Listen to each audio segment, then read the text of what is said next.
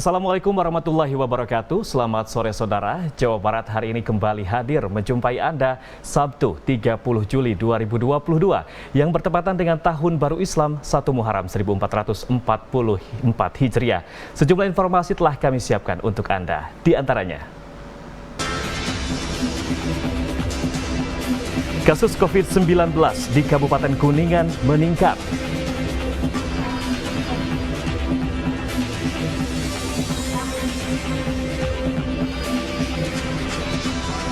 Kementerian Pertanian terus tingkatkan produksi gula nasional.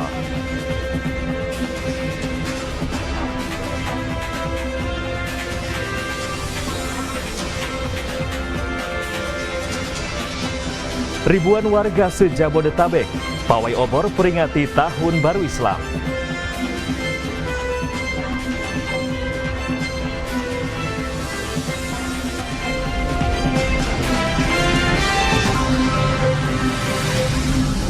Saudara, selain 3 informasi utama tersebut, sejumlah informasi lain juga akan kami hadirkan di Jawa Barat hari ini.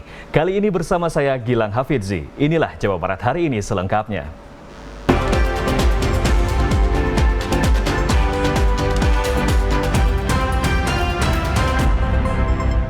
Saudara, kita awali berita pertama. Kasus COVID-19 di Kabupaten Kuningan, Jawa Barat kembali naik dalam beberapa pekan terakhir ini. Sampai saat ini kasus COVID-19 ada 22 orang yang terkonfirmasi positif COVID-19.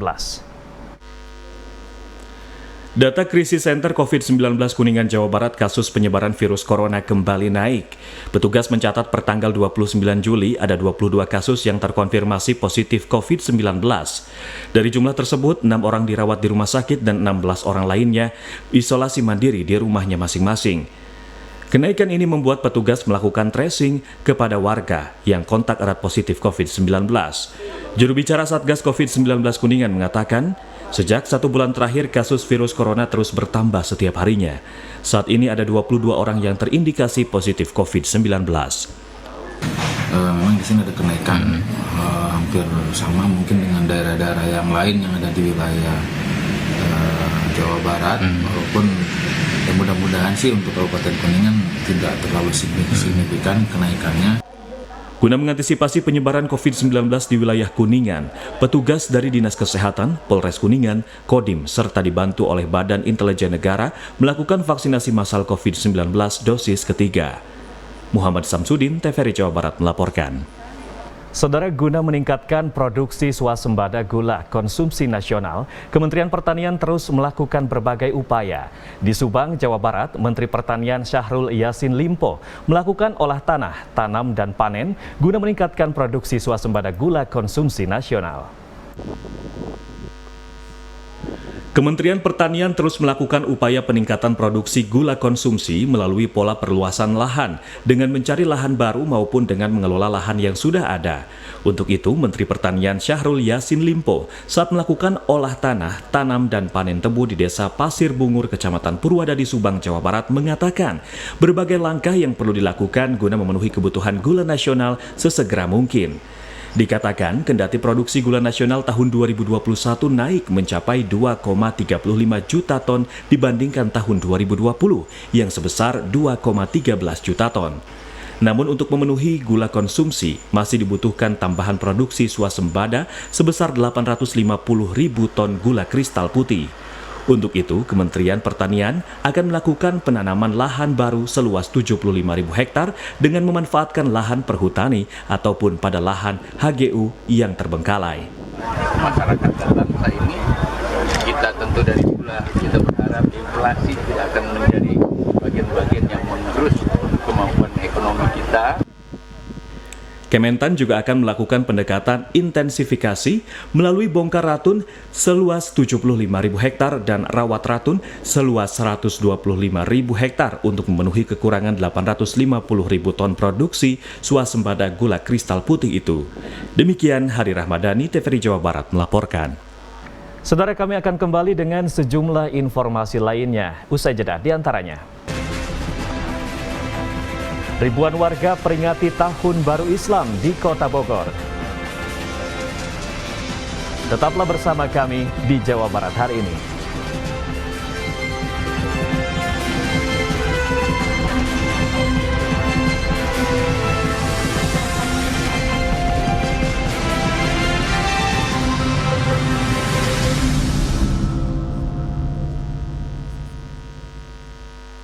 Universitas Komputer Indonesia Unikom Bandung, kampus juara dengan berbagai penghargaan internasional dan nasional. Juara dunia ICT 2019, World Steel Competition Kazan, Rusia, 9 tahun. Juara dunia kontes robot internasional Amerika Serikat, 2 juara ASEAN ICT Awards, AICTA 2021, juara Asia Pasifik ICT Awards, APICTA 2021, kampus dengan akreditasi unggul. Daftarkan diri Anda segera. Komputer Indonesia.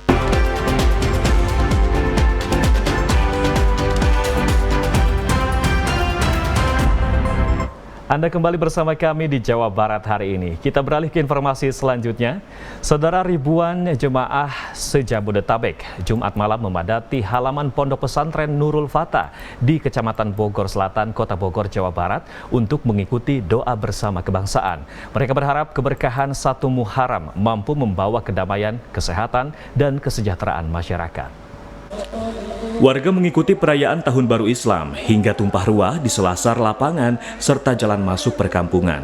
Dalam kegiatan rutin tahunan ini, para jemaah serentak menggelar doa bersama kebangsaan yang digelar puluhan habib dan ulama kesohor.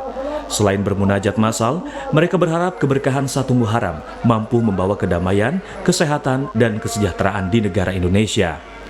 Perayaan Tahun Baru Hijriah ini dipadati para pedagang dadakan di sepanjang jalan pemukiman. Mau ngerayain Muharraman ya, tanggal 1, karena kan kita kan Islam, jadi harus dan mudah-mudahan ini membawa keberkahan buat umat Kabupaten Bogor, khususnya para jamaah yang hadir pada malam hari ini. Warga berharap perayaan Tahun Baru Islam ini dapat meningkatkan persatuan dan kerukunan antar sesama. Dari Kota Bogor, Andi Firmansyah, TVRI Jawa Barat melaporkan. Menyambut Tahun Baru Islam tahun 2022, ribuan santri dan pelajar dari berbagai sekolah di Kabupaten Bandung menggelar pawai obor dengan rute 5 km. Selain pawai obor, digelar juga istighosah hingga penampilan musik religi. Ribuan para pelajar dan para santri dari berbagai sekolah di Kabupaten Bandung menggelar pawai obor dengan menempuh jalur 5 km dari kawasan Gading Tutuka hingga Cincin dan melewati kawasan Jalan Utama Katapang Soreang hingga kembali lagi ke kawasan Gading Tutuka. Pawai obor ini sebagai upaya syiar Islam guna membangkitkan semangat para pelajar dan juga umat Islam dalam menyambut Tahun Baru Islam. Selain di kawasan Soreang, pawai obor ini juga digelar di beberapa tempat di Kabupaten Bandung. Selain pawai obor digelar juga istighosah, penampilan musikalisasi Islami, dan berbagai kegiatan lainnya.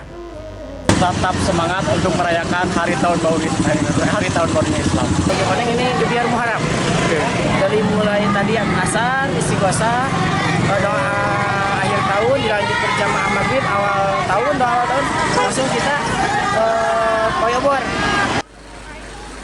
Dari Kabupaten Bandung, Rian Agustian, kontributor TVRI Jawa Barat melaporkan. Beralih ke informasi lain, saudara, kurang lebih 330 wajib pajak hadiri sosialisasi penerapan 100% nilai perolehan air NPA dan surat izin pengusahaan air tanah SIPA yang diselenggarakan oleh Bapenda Kabupaten Bandung Barat.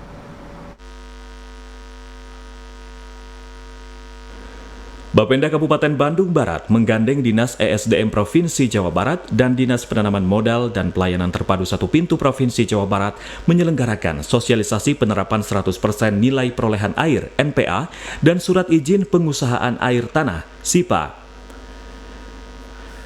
Kepala Bapenda Kabupaten Bandung Barat Hasanuddin menjelaskan, kewenangan penetapan nilai perolehan air tanah berada di tingkat provinsi dan untuk Kabupaten Bandung Barat penerapan besaran tarif air tanah telah dilakukan secara bertahap mulai dari 50% sejak pada masa pajak bulan Juni 2019 sampai bulan Februari 2020 lalu.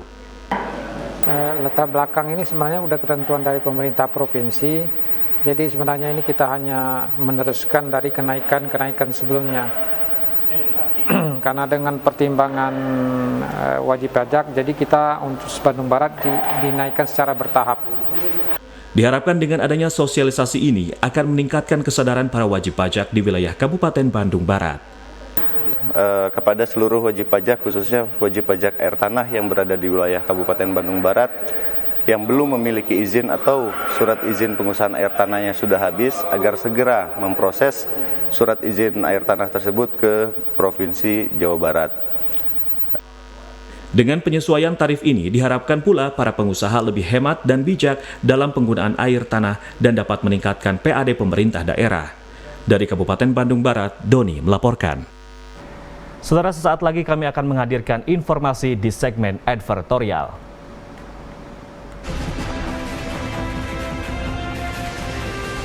Bank Mandiri resmikan 214 Smart Branch.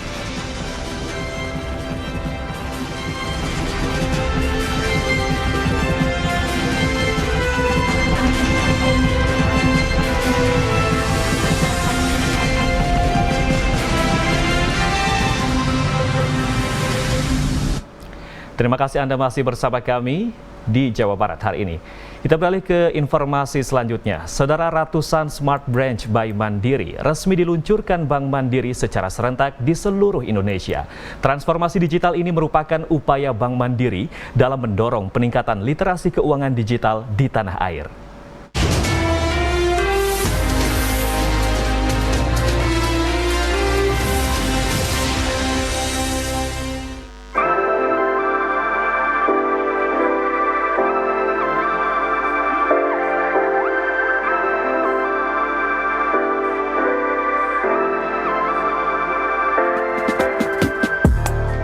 Bank Mandiri kembali melanjutkan transformasi digital dengan meresmikan 241 Smart Branch by Mandiri yang tersebar di 89 kota kabupaten dan 29 provinsi secara serentak di seluruh Indonesia pada Jumat 29 Juli 2022. Inovasi Smart Branch by Mandiri yang kali ini diluncurkan setelah mengadopsi fitur-fitur layanan baru yang berorientasi kepada nasabah atau customer centric. Regional Operation Head Bank Mandiri Region 6 Jawa 1, Beni Setiawan mengatakan, melalui fitur-fitur ini, nasabah yang datang ke Smart Branch by Mandiri akan merasakan pengalaman perbankan yang cepat, mudah, aman, dan handal dengan dukungan digital teknologi.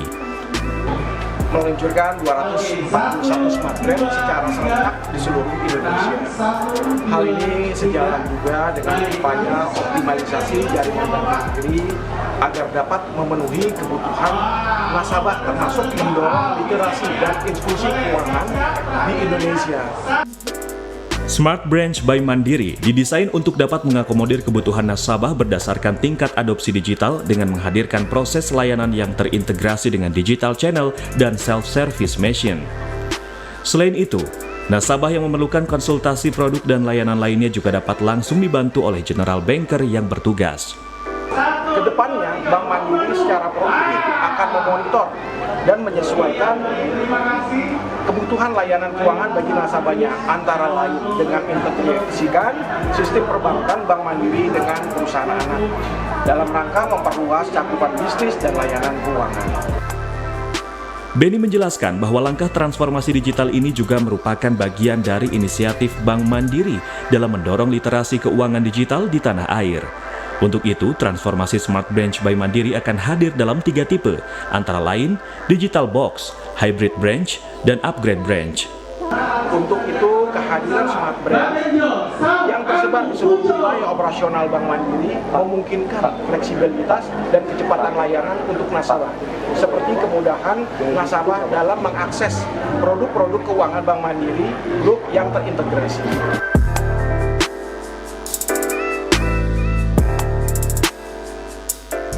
Beni menambahkan, khusus di Jawa Barat sendiri saat ini telah tersebar sebanyak 17 Smart Branch yang terdiri dari 15 Smart Branch di area Bandung Raya, 1 Smart Branch di Tasikmalaya, dan 1 Smart Branch di Cirebon.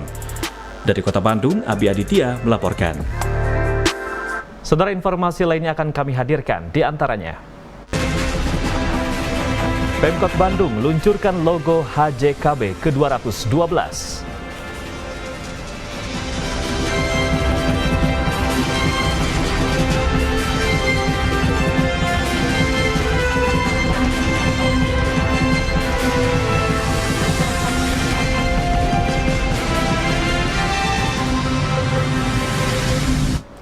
Terima kasih Anda masih bersama kami di Jawa Barat hari ini. Saudara pemerintah kota, Pemkot Bandung resmi meluncurkan logo Hari Jadi Kota Bandung HJKB ke-212. Logo ini terpilih lewat sayembara yang diselenggarakan Dinas Kebudayaan dan Pariwisata Disbudpar Kota Bandung.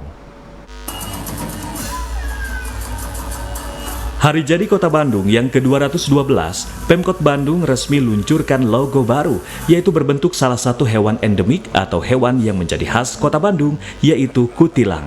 Logo HJKB ke-212 ini melewati sayembara yang direbutkan oleh 256 desain logo sejak pertengahan Juni hingga dengan Juli 2022. Logo HJKB tahun ini diraih oleh karya Dani Nugraha dengan tagline "Bangkit Bersama untuk Bandung Juara". Wali Kota Bandung Yana Mulyana mengatakan dalam pemilihan desain HJKB ini tidak mudah karena harus selektif untuk menentukan logo HJKB ke-212. Bentuk manuk cangkurileng ini menjadi simbol keramah tamahan Kota Bandung. Mencantumkan filosofinya gitu ya. Nah tadi filosofinya itu dia burung cangkurileng yang menandakan keramah tamahan orang Bandung yang semuanya aneka sehat, dan dia posisinya itu memang bangkit menuju pemulihan ekonomi pasca pandemi COVID-19. Pemkot Bandung berharap menjelang Hari Jadi ke-212 yang diperingati setiap 25 September menjadi momentum kebangkitan setelah terdampak terpaan pandemi COVID-19. Arif Budi, TVRI Jawa Barat melaporkan. Beralih ke informasi lain, Saudara, dunia pendidikan Indonesia berhasil bangkit dan bertahan dari hantaman pandemi COVID-19. Hal ini yang dirasakan oleh Sekolah Tinggi Ilmu Kesehatan Immanuel yang berubah menjadi Institut Kesehatan Immanuel. Pandemi COVID-19 yang telah melanda seluruh negara-negara termasuk Indonesia tak mematahkan dunia pendidikan, bahkan mampu melewati pemulihan dan bangkit. Semangat berpendidikan pun dirasakan oleh Sekolah Tinggi Ilmu Kesehatan Immanuel yang berubah menjadi Institut Kesehatan Immanuel.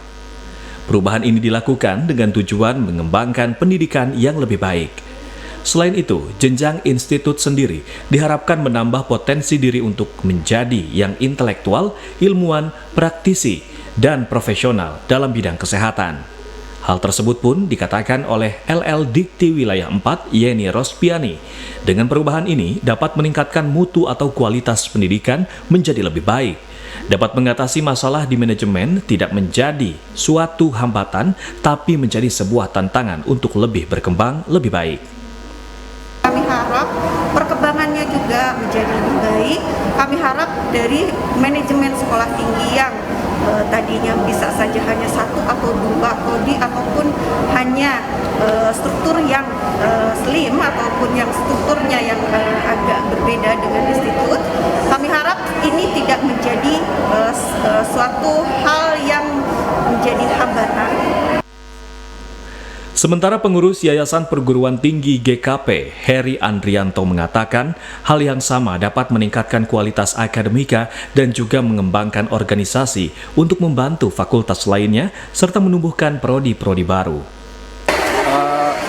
Bertujuan untuk meningkatkan kualitas dari sivitas akademika Institut Kesehatan Immanuel dan juga bertujuan untuk mengembangkan organisasi supaya bisa mengembangkan fakultas-fakultas lain. PLT Rektor Institut Kesehatan Immanuel, Dr. Wintari Hariningsi mengatakan, prinsipnya pertama mengikuti aturan pemerintah dan beradaptasi, maju, serta berkualitas. Selain itu, saling mendukung program akademika maupun organisasi Yayasan GKP. Kami saling mendukung sivitas akademika maupun dari organ yayasan Gereja Kristen Pasundan. Itu yang kami lakukan. Pihaknya pun berharap bangkitnya kembali dunia pendidikan ini dapat dirasakan oleh sekolah atau perguruan tinggi lainnya di Indonesia. Arif Budi, TVRI Jawa Barat melaporkan. Tahun ajaran baru, sekolah melaksanakan proses pembelajaran secara tatap muka 100% dengan menggunakan protokol kesehatan. Di awal tahun ajaran baru, sejumlah sekolah sudah melakukan proses pembelajaran secara tatap muka PTM 100%. Di SMK Negeri 1 Cihamplas misalnya, siswa tampak antusias mengikuti pembelajaran dengan tetap mengacu kepada prokes. Kepala Sekolah SMK Negeri 1 Cihamplas, Daud Saleh, menyatakan proses pembelajaran di sekolah dilaksanakan sesuai aturan dari pemerintah. Menurutnya, di awal tahun ajaran baru, proses belajar tidak lagi dilaksanakan secara daring, tetapi bisa dilaksanakan secara luring akibat sudah menurunnya angka COVID-19. Full 100%, tentunya dengan mengedepankan protokol kesehatan. Jadi seluruh siswa, dari mulai siswa baru kelas 10, kelas 11, dan kelas 12, sekarang sudah alhamdulillah bisa masuk 100% tatap muka. Karena kita 5 hari belajar ya, dari Senin sampai dengan Jumat, jadi perharinya ada yang 10 jam, ada yang 8 jam, bahkan ada yang 12 jam. Sehingga tentunya kita harus memperhatikan kondisi siswa dan guru. Jadi ada 2 kali istirahat, yaitu jam 10 dengan jam 12. Jam 12 sampai dengan jam 13 untuk pelaksanaan soliskan, sholat istirahat dan makan. Proses pembelajaran secara langsung jauh lebih efektif dibandingkan dengan pembelajaran online karena siswa bisa interaksi langsung dengan tenaga pengajar. Demikian laporan Endang Herman dan Agung TVRI Jawa Barat. Saudara, sesaat lagi kami akan hadirkan informasi lainnya, di antaranya Persib incar kemenangan sebagai tuan rumah.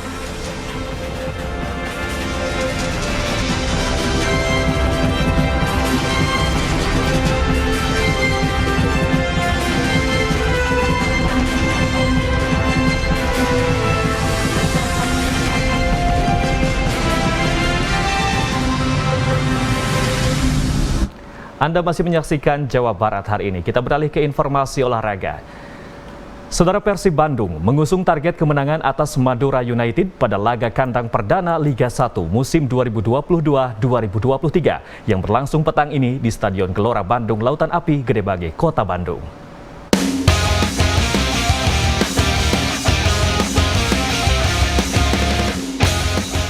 Kemenangan menjadi harga mati bagi Persib saat menjamu Madura United di pekan kedua Liga 1 musim 2022-2023 petang hari ini. Apalagi ini menjadi kali pertama Maung Bandung tampil secara resmi di GBLA dengan dukungan langsung dari Bobotoh. Terakhir kali Persib bermain di GBLA untuk gelaran Liga terjadi di musim 2018 saat berhadapan dengan Persija. Motivasi lainnya adalah tekad untuk mendapatkan kemenangan atas pemuncak klasemen sementara Madura United. Tim berjuluk Sapi Kerap itu sebelumnya mengalahkan Barito Putra dengan skor telak 8-0. Pelatih Persib menegaskan para pemain Persib sudah mengetahui kekuatan lawan dan apa yang harus diantisipasi.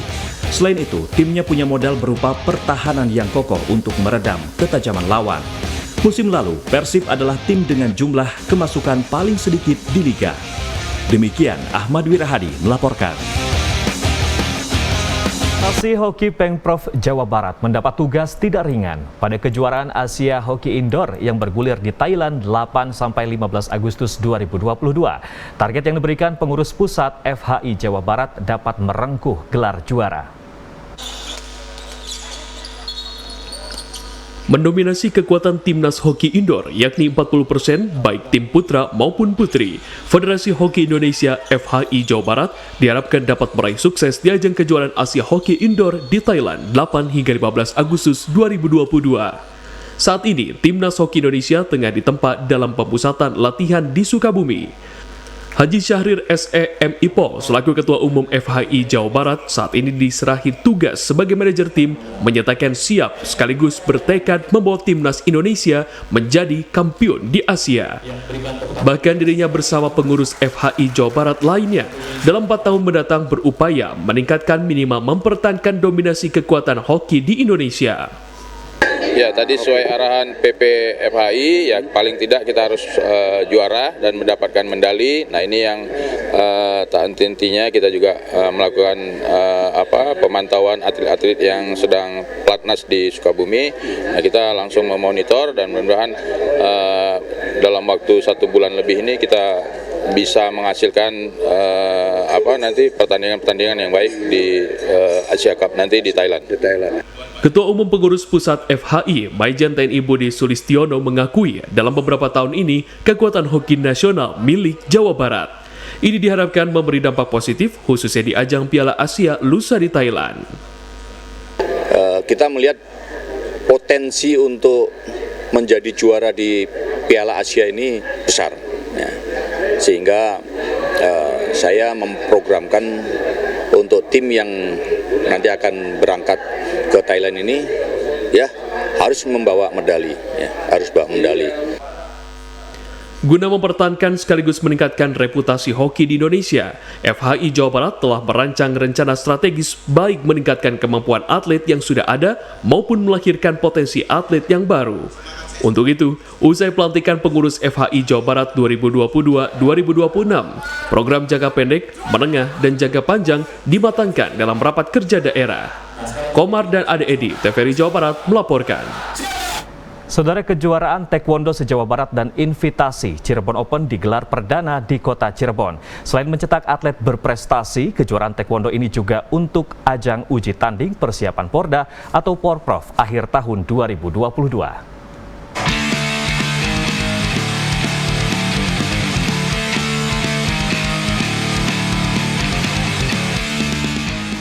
Sebanyak 945 atlet dari 5 provinsi, meliputi Jawa Barat, Jawa Tengah, Jawa Timur, DKI Jakarta, Banten, dan Yogyakarta, mengikuti kejuaraan Taekwondo Cirebon Open yang digelar di Sport Hall Bima, Kota Cirebon. Mereka yang bertanding mulai usia dini, super pra-kadet, kadet, junior, dan senior. Kategori yang dipertandingkan adalah Kyorugi Tanding dan Pumse atau jurus baik pemula serta prestasi. Digelarnya turnamen taekwondo ini selain untuk mencari dan mencetak atlet berprestasi, juga sebagai ajang uji tanding persiapan untuk Porda atau Porprov Jabar pada 5 November 2022 di Kabupaten Subang. Tujuannya pertama adalah untuk memasyarakatkan taekwondo di kota Cirebon, lalu yang kedua adalah untuk mencetak atlet-atlet yang lebih berprestasi lagi, yang dapat mewakili daerah-daerah lainnya, karena sebentar lagi kita menjelang menjelang Pekan Olahraga Daerah, Porda. Pengcap Taekwondo Kota Cirebon optimis pada pertandingan ini dapat menjadi juara umum dengan mengirimkan atlet-atlet terbaiknya. Kejuaraan ini adalah kejuaraan yang diselenggarakan oleh Pengcap DI Kota Cirebon yang bertajuk Cirebon Open pertama.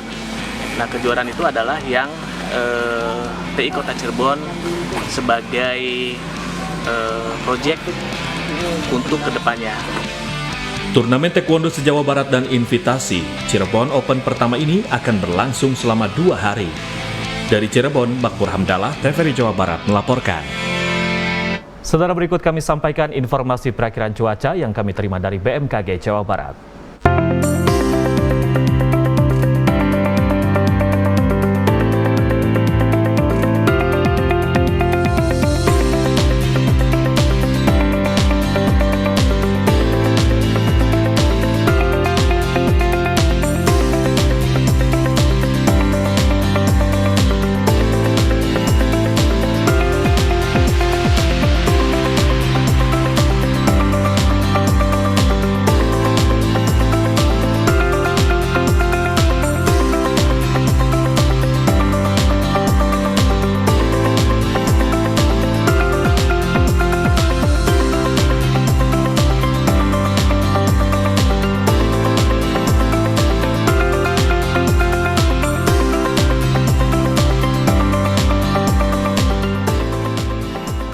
Informasi tadi menutup perjumpaan kita kali ini. Saya Gilang Hafizi. Wassalamualaikum warahmatullahi wabarakatuh dan sampai jumpa.